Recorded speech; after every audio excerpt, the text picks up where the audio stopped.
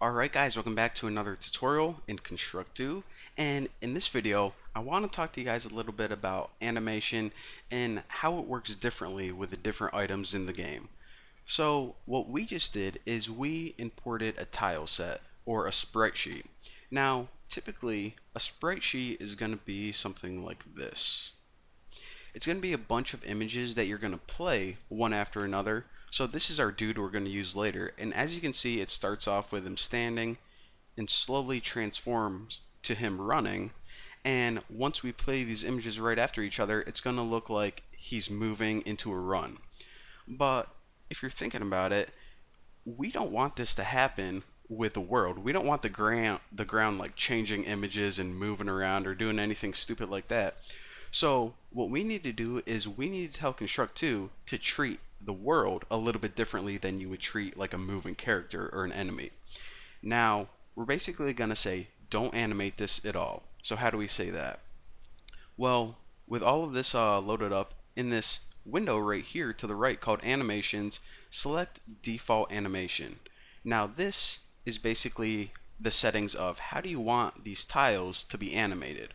Well, of course they're not going to be movement, so we don't want them to be animated at all.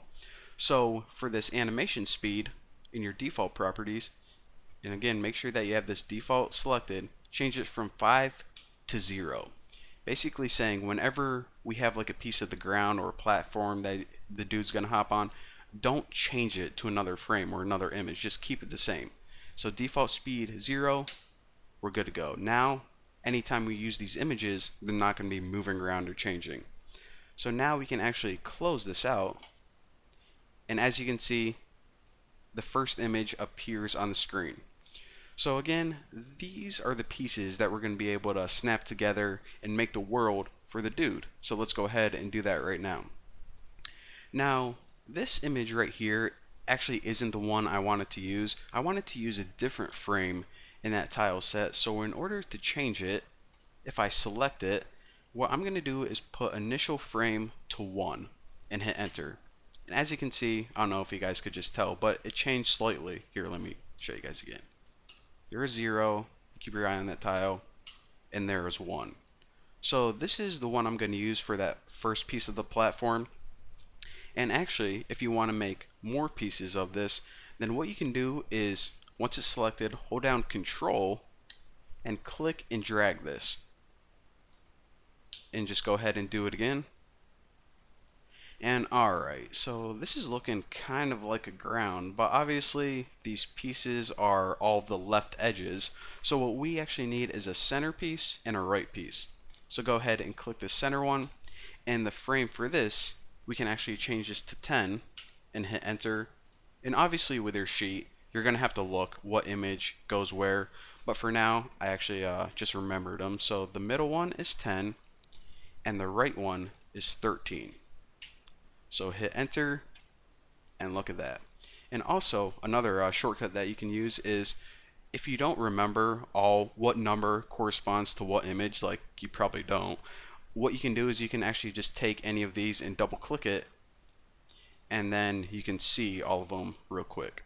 So you can either just select it, or just a reference of, okay, what one was the middle one?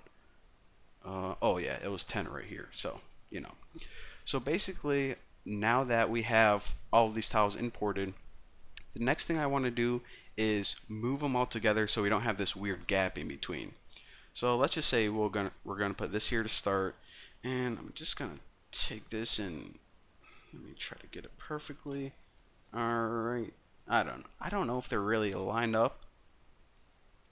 You see, I'm getting that little gap in between.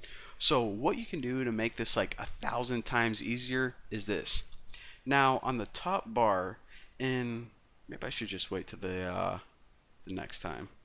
Actually, yeah, this video is getting kind of long. So in the next tutorial, what I'm going to do is I'm going to show you guys, well, I don't know if I just have time. I'll just show you guys real quick. Under the View tab, hit Snap to Grid, and what this is going to allow you to do is snap around in a perfectly coordinated system.